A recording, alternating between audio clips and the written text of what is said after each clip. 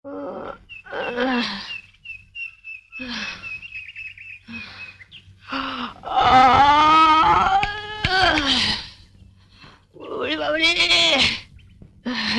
মা, জয় মা। মিনু, হ্যাঁ মিনু, জয় বাবা, জয় বাবা, জয় ব্রহ্মা মহেশ্বর, জয় জয়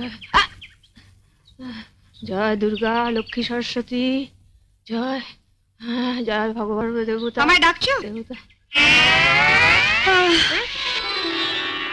তুমি কি গো, সকালে উঠে একটু ঠাকুর দেবতার নাম করছি, তুমি আমার ঝাঁটা দেখালে? উঠুন ঝাড় দিচ্ছিলাম, তো হাতে ঝাঁটা থাকবে না তো কি রজনীগন্ধা স্টিক থাকবে? আচ্ছা হলো তো, এখন বলো কি বলবে। শুনলে তোমার বোনের কথা শুনলে? কি গো শুনছো? আমার কথা শুনতে পেলে তবে তো শুনবে। শুনতে পেলে মানে 10 বছর আগে যখন তুমি এ বাড়ির বউ হয়ে আসনি, তখন দাদা আমাদের সবার কথা স্পষ্ট ভাবে শুনতে পেত।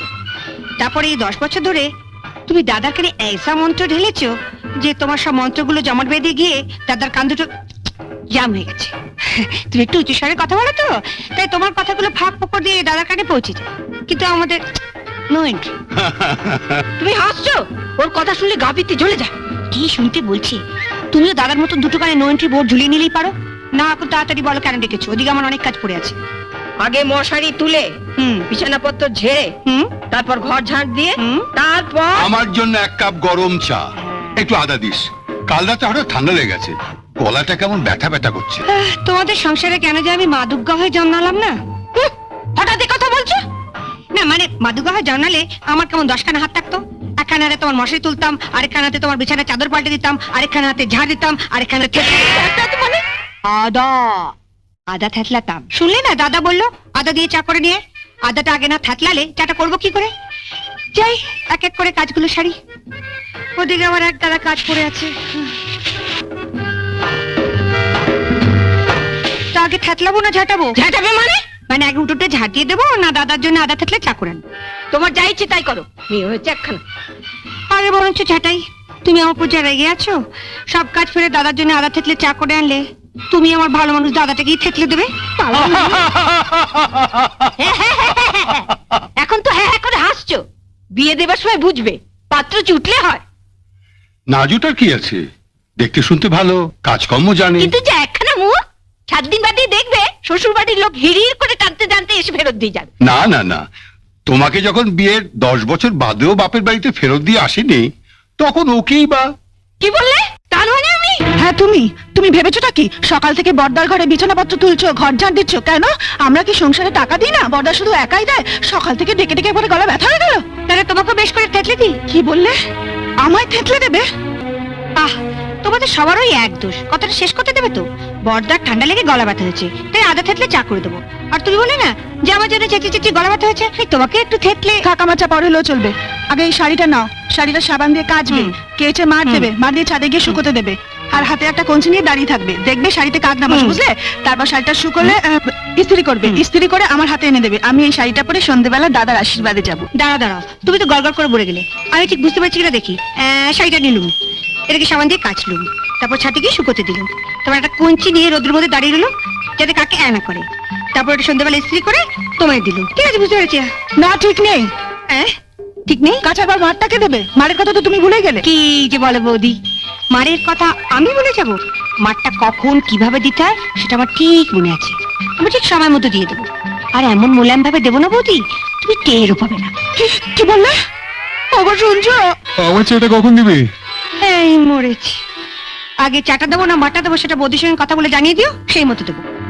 ওসব শাড়ি ফাড়ি এখন ফেলে রাখো তো দেখি। তোমার মেজবদির তো খেয়ে দে কাজ নেই। সাত সকালে কোথায় ঠাকুর দেবদের নাম করবে তা না, সাজগোজ নিয়ে বসে। তাও যদি জানতাম সাজলে একটু ভালো দেখ। এই ছোট বৌদি, এটা কিন্তু তোমার আগের কথা। পাড়ার সব মেয়ে বউরা আমায় বলেছে যে আমার 3 বৌদির মধ্যে মেজ বৌদি সবচেয়ে সুন্দরী। সাত সকালে আমার মুখ চুটিয়ে না, ঘুম থেকে উঠে মুখে একগাদা রং মেখে রাখলে সবাইকেই আমার সুন্দর দেখায়। না না না, ফকুনের দুধ গরম করতে যাও। ঘুম থেকে উঠেও দুধ না পেলে আবার কান্নাকাটি শুরু করবে। তা না এনে দিচ্ছি, কিন্তু তুমি একটু বোকা আছো। বোকা কেন? তুমি আমার বোকামি কি দেখলে? বোকামি মানে এই দেখো, সকালবেলা ঘুম থেকে উঠে তুমিও কোনো কাজ করো না, মেজো বৌদিও কোনো কাজ করে না, অথচ মেজো বৌদি সময়টা কেমন কাজে লাগিয়ে দেয়। কাজ কাজ মানে তো মুখে রং ভাষা। ওখানেই তো তুমি ভুল করো ছোট বৌদি।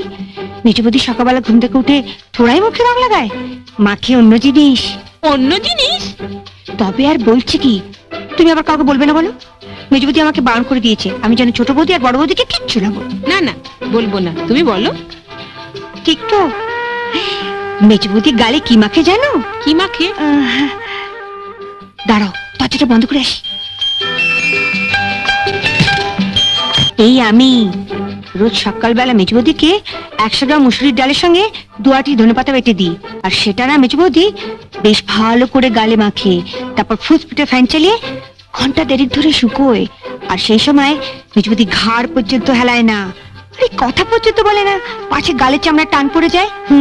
ধনে পাতার মুসুর ডাল? হ্যাঁ গো, মেজবতী যখন এ বাড়িতে প্রথম বউ এসেছিল কি খসখসাই না ছিল গাল দুখানা। তারপরে এই বছর দেড়েক ধরে মুসুরির ডাল আর ধনে পাতার কল্যাণে গাল দুখানা কি ফর্সা আর তেলতেলে হয়েছে। তোমার গাল দুখানা কিরম খসখসে। যাই বাবা, খবরের জন্য দুধটা গরম করে নিয়ে আসি। এই শোনো, হ্যাঁ আমাকে একটু মুসুর ডাল আর ধনে পাতা বেটে এনে দেবে? মানে ছেলে দুধ গরম করবো, তোমার জন্য মুসুরির ডাল বাটবো, তারপর এটা কাচবো, হ্যাঁ এক হাতে কত কাজ করবো ছোট বৌদি। খোকনের দুধ না দিলেও চলবে, তুমি বরঞ্চ আমার জন্য একটু চুপি চুপি মুসুর ডালটা বেটে এনে দাও। ঠিক আছে, তা না হয় দেবো, কিন্তু ছেলে কাঁদলে তুমি সামলাবে। ঝুড়ি থেকে সব নামাচ্ছ কেন? কি খুঁজছো? কাল 3 আঁটি ধনে পাতা রেখেছিলাম পাতলা করে মুসুর ডাল রেঁধে খাবো বলে, 1 আঁটিও খুঁজছি না, গেল কোথায় সব?